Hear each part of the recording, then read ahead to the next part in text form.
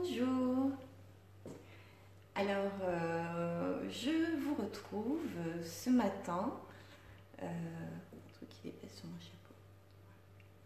Je vous retrouve ce matin pour continuer à vous parler évidemment des adultes à haut potentiel, mais encore une fois pas que.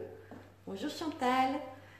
Parce que d'abord je me rends bien compte, et vous aussi, qu'il y a un certain nombre de thèmes qui concernent certes les hauts potentiels, mais qui peuvent évidemment concerner tout le monde. Et je pense que celui-ci va parler très fort aux hauts potentiels, mais peut concerner en effet absolument tout le monde.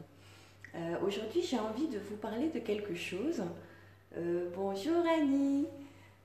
C'est Abraham Maslow que l'on connaît essentiellement pour sa pyramide des besoins. Vous avez dû l'avoir défilé 12 000 fois si vous êtes sur les réseaux sociaux ou dans vos cahiers de développement personnel si vous faites du développement personnel, donc la pyramide des besoins essentiels humains. Mais Abraham Maslow a aussi mis en évidence autre chose, et c'est de cela dont je voulais vous parler aujourd'hui. Il fait référence à ce qu'on appelle le complexe de Jonas.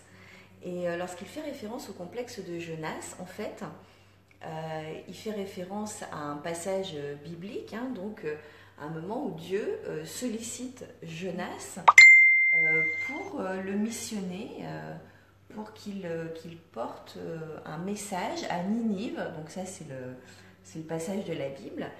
Et Jonas se sent quelque part écrasé par cette mission. Il ne se sent pas du tout capable de la réaliser. En tout cas, il se demande bien pourquoi on le missionne lui pour quelque chose comme ça. Il perd confiance, tout simplement. Et pourquoi je voulais vous parler du complexe de Jonas? Parce que je trouve que c'est vraiment ce qui a tendance à tous nous habiter à un moment ou à un autre de notre vie. Et quand on s'en débarrasse, on est drôlement content. C'est ce complexe de réussir. C'est-à-dire qu'en fait, on a peur de se confronter à notre grandeur. On a peur de se confronter à l'immensité des possibles que l'on a en soi. Et on se dit non, c'est pas possible, c'est pas possible. Vous imaginez quand même cette référence à la Bible, moi je la trouve génialissime. C'est quand même Dieu qui pose cette mission, c'est Dieu qui sollicite Jonas. C'est pas le voisin d'à côté, quoi. C'est Dieu qui le sollicite. Donc, a priori, on imagine que c'est qu'il lui donne sa confiance, c'est qu'il croit en lui, c'est qu'il considère qu'il est l'homme de la situation. Et malgré cela, Jonas s'interroge sur sa capacité à réaliser cette mission, sur ses capacités, tout simplement. Et donc, le complexe de Jonas, c'est ça. Et on l'a tous, ce truc-là, et on doit lutter à coups de marteau contre ce truc-là, parce qu'effectivement, une fois qu'on a passé cette barrière-là, on devient, non pas des surhommes, on reste des êtres humains dans la matière, mais on devient des humains de tous les possibles. Et donc c'est intéressant parce que ça veut dire que on a peur souvent de l'échec, en tout cas c'est ce qu'on dit. Mais il est fort probable qu'on ait encore davantage peur de réussir, qu'on ait encore davantage peur de se confronter à ce qu'on est réellement capable de faire. Parce que qu'est-ce qui se passerait si on y arriverait finalement? Qu'est-ce qui se passerait si on échoue? Ça, on a une vague idée. Mais qu'est-ce qui se passerait si on y arrivait? Qu'est-ce qui se passerait si on arrivait à vaincre nos peurs? Qu'est-ce qui se passerait si on arrivait à oser faire ce qu'on a envie de faire? Je ne suis pas en train de vous faire un discours de surmotivation, ouais, machin, c'est pas ça. Si on arrivait à faire ce qu'on a envie de faire sans que ce soit des trucs démesurés, simplement, j'ai envie de faire ça. Par exemple, j'ai envie de changer d'orientation professionnelle, j'ai envie de dire merde à machin, j'ai plus envie d'être dans ce type de relation, j'ai au contraire envie de développer ce truc-là, cette activité, je sais pas, enfin bon, qu'est-ce qui se passerait? Ce qui se passerait très très probablement, c'est que vous vous confronteriez à votre puissance en fait, à votre puissance divine, à tous les possibles qui existent déjà à l'intérieur de vous, mais que vous n'avez pas expérimenté parce que, qu'est-ce qui se passe si je réussis, quoi? Après, c'est quoi la suite? Bonjour Jean-Bernard, bonjour Monia.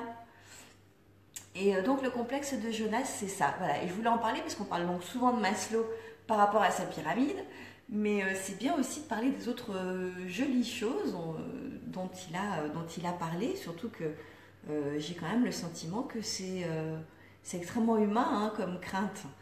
Et c'est donc un joli exemple que de citer ça, quoi, de se dire, vous vous rendez compte si le Tout-Puissant demain s'adresse à vous en vous missionnant pour quelque chose et que malgré ça, vous dites, ah mais pourquoi il m'a choisi moi? Je vais jamais y arriver. C'est énorme, hein. Quand on y peut... Moi, j'ai beau me le répéter 100 fois, je trouve toujours ça autant énorme. En fait, je me dis, c'est quand même fou, quoi. C'est fou comme on n'arrive pas à croire en soi, quoi.